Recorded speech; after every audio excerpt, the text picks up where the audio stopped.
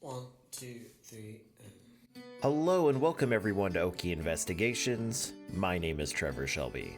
I'm an Oklahoman who loves to investigate crimes that's happened in my state and across the United States. I have a bachelor's degree in criminal justice and have a love for true crime. The stories that are featured on this show are true stories. The narrative of each story comes from extensive research through police reports, trial notes, appeals, personal accounts, news reports, and much, much more. Opinions in this show should be taken as such. For more information on each story, join us on our webpage, truecrime.blog, where you will see some of the cool things that we've gathered while researching this show. This includes timeline of events, newspaper clippings, court documents, and much, much more. Come and check us out at truecrime.blog and our Facebook page, Okie Investigations. These stories depict violent crimes of all types and may be a trigger for some listeners. Listener discretion is advised.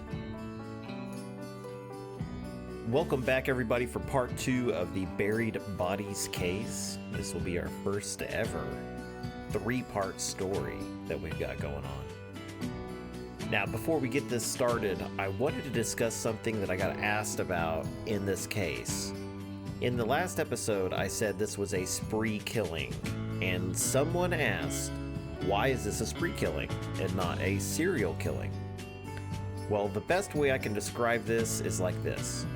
In the United States, a spree killer kills several people in a short amount of time.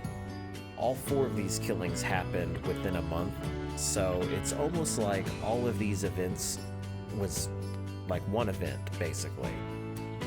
A serial killer could take months in between each kill and get some kind of pleasure or enjoyment out of doing it. Now that I've answered that, let's get back to the story. On August 1st, 1973, Robert Garrow had been ID'd by the surviving campers as the man who came into the camp, took them hostage, and killed their friend, Philip Dumblewski.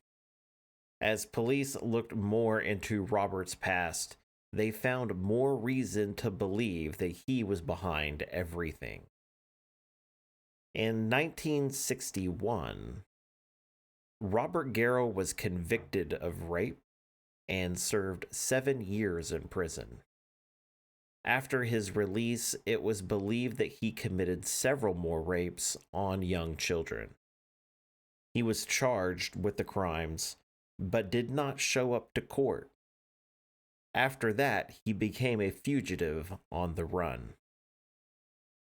One of the first things police put out to the press was they didn't know if Robert was behind the murder of the camper, Daniel Porter. The disappearance of Susan Petts was also a mystery to them. They knew that the ditched car belonged to Robert and that they believed him to be the murderer of Philip just hours before. As police searched the area, those who stayed behind worked with the evidence that they had. The orange car that the killer left behind could contain evidence linking him to all of the crimes. They searched for fibers and hairs that may belong to Susan, who had not yet been found. They also looked for rope or anything else in his car that might link him to the other crimes. Now, the police had massed an enormous effort to find Robert in the woods. They gathered bloodhounds, helicopters, and had almost 100 well-trained officers go into the woods looking for Robert. What made the search so difficult was that it was the same conditions that they searched for Susan in. The underbrush was so thick, they knew that Robert had a gun at the campsite, and it was not located in his car, so they feared that he grabbed that rifle when he fled from the vehicle. This would make Robert a very deadly target in this environment. If he was in hiding, they might not spot him until it's too late. And he could shoot one of the officers, so they searched with much caution. Police Major Steenkamp was the commander who was heading the entire operation. The major got the idea that Robert may come out of hiding if he hears that his family wants him to give up. Edith Garrow and her son Robert Jr. recorded their voices for police, pleading with Robert to give up.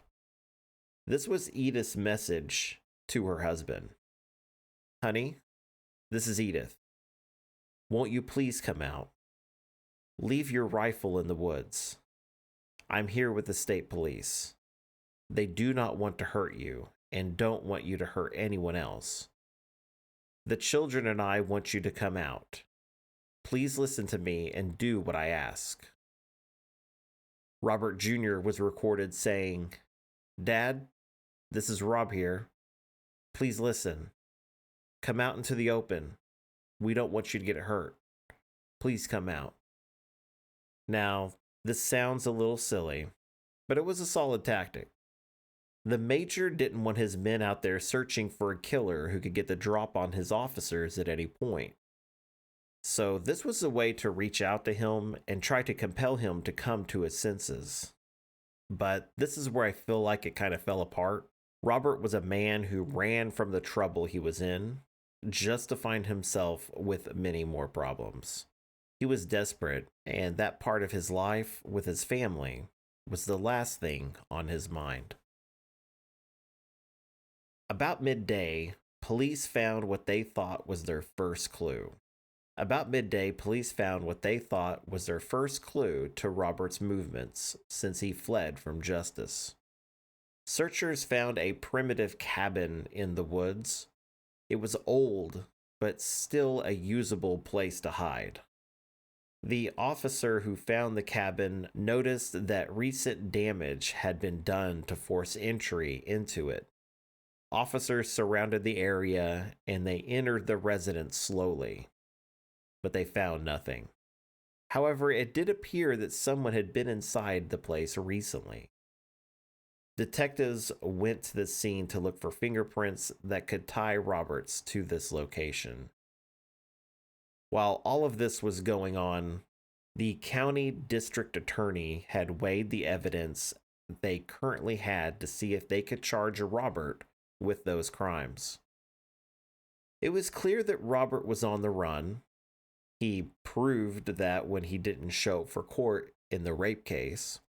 Robert didn't return home, and now not only had Robert been ID'd from a surviving victim, but his car was left at the scene as well. The district attorney knew that he had enough to go forward with charges with the murder of Philip. In time, he hoped that he would also charge him with the murder of Daniel Porter and possibly Susan Petz. Days went by with few leads in this case. Robert seemed to just disappear. They found out that Robert knew how to survive in this environment. He was trained in his time in the military. This was not comforting to those officers who were out searching for him. Officers looked for signs of Susan Petz as well. She was still missing and presumed to have been taken by Robert. But the only thing that they found was a shirt that they didn't think belonged to her and was probably Robert's or something he found, seeing that it was in the middle of the woods, in an area that was hardly ever visited by anyone. They thought it came from Robert one way or the other. On August 3rd, 1973, officers received their first big lead.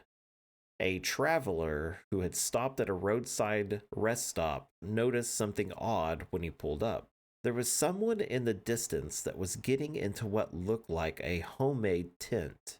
This man looked a lot like the person on the run from the law that was in the area. As the car driver pulled up, he intently looked at the structure, trying to see the man inside. They both made eye contact, and the man who was seen in the distance then scrambled out of the structure and ran into the woods. Instead of stopping, the driver decided to go and alert police to what he had seen. Following the lead, officers searched the area. The structure ended up being a lean-to made from tree limbs and was camouflaged to look a little natural. Whoever was inside had the perfect view of the rest stop. If someone had come into the rest stop and slept in their car, they would have been clearly seen from the structure. They also found unspent rifle cartridges. Clearly, they were onto something here. It looked like Robert had set this up as a place where he could get the drop on an unsuspecting driver and steal their car. They had lucked out that he was spotted before this could happen. Unknowingly, the man who spotted Robert probably prevented more murders from happening. With plenty of evidence pointing to Robert's whereabouts, hundreds of searchers gathered in the area of the rest stop. They believed that he couldn't have gotten far and that they could probably get him surrounded quickly. But things are never that simple when it comes to catching Robert Garrow. As searchers were getting prepped and dispatched in the area, a large thunderstorm moved in. The storm was fierce and made it hard for searchers. The bloodhounds that they wanted searching the area would not be able to work in these conditions. A helicopter couldn't see anything from the sky, and searchers below lost all visibility. Robert Garrow was able to disappear once again. This was incredibly unlucky for the officers.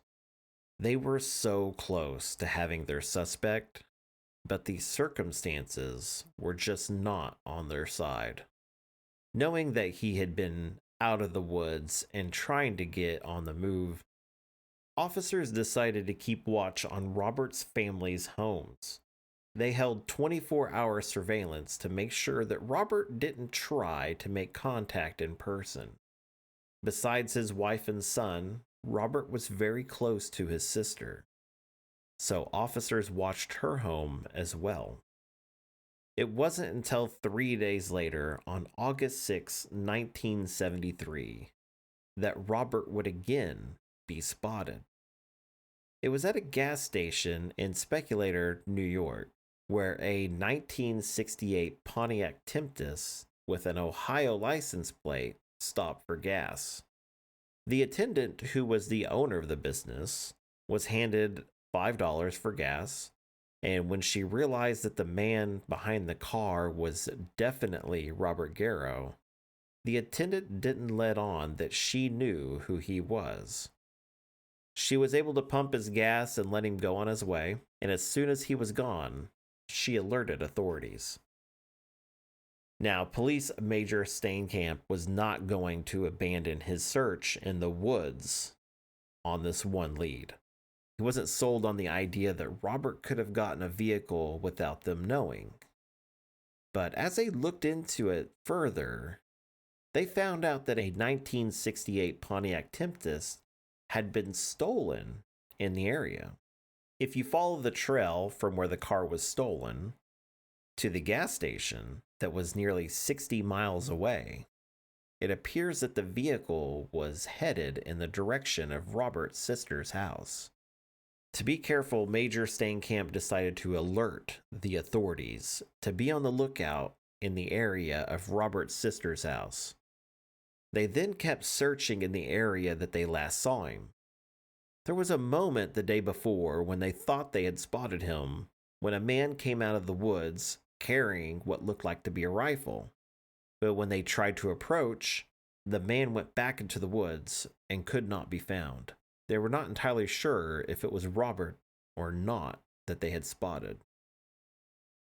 The next day, on August 8th, 1973, the stolen 1968 Pontiac Tempest was located just down the road from Robert's sister's house. Officers confronted and searched Miss Charlie Mandy's home. When asked, she confirmed that Robert did, in fact, come to their house that morning. It was dark out, and he was able to sneak through the back door without alerting officers. She stated that Robert was unarmed, but no one really believed that statement. He had his rifle in the woods, and it was not in either car that was left behind. She said that he did not stay long and didn't want to involve anyone else because they too could get in trouble if found providing aid to him. It was at this point police decided that they could no longer trust Robert's sister. Even though she did willingly give them information, she didn't provide it until asked. Robert had apparently been gone for hours, and the officers were right outside her house. She could at any time come out and told officers what had happened. Detectives camped in the area of Miss Mandy's home to see if they could catch Robert coming in for another visit. On August 9th, officers saw something suspicious going on. Robert's little nephew had just left Miss Mandy's home and was heading into the woods. He was carrying something in his hands the whole time. Officers and detectives followed the boy at a distance, and this paid off when the boy led them straight to Robert's hiding location. Robert was caught off guard when officers arrived. He was ordered to stand down, but he refused. Robert began to run further into the woods, but officers opened fire and shot him with 4 blasts of a 12-gauge shotgun before he could get far. Robert fell and had fractured his arm. He had wounds to his chest, back, and legs. But despite all of these injuries, he was alive and no longer on the run. Officers helped take Robert out on a stretcher, ensuring that he stayed alive to answer for his crimes. As Robert was on his way to the hospital, officers also paid a visit to Miss Mandy's home. She discovered that she should have listened to her brother about not getting involved, because she was arrested and charged with hindering prosecution. Now, with Robert in custody, officers have their first chance to question the man that they think killed 3 campers in the Adirondack Mountains. What does he know? Is Susan Petz still alive? What will come next? Find out on part 3 and our thrilling conclusion to this compelling case. If you want to know more about this case, you can find it on our Facebook page, facebook.com/Okie Investigations, or on our website, truecrime.blog. I thank you guys for listening today. This has been a very exciting and fun case to research. It is one of the more well-known cases that we've done, and not really, what we typically go for, but this one is just very interesting. If you haven't already, please subscribe to our podcast. It really helps us out, and when we have new episodes come out, you will be alerted to that. Thank you all again, and I will see you all next time. See ya.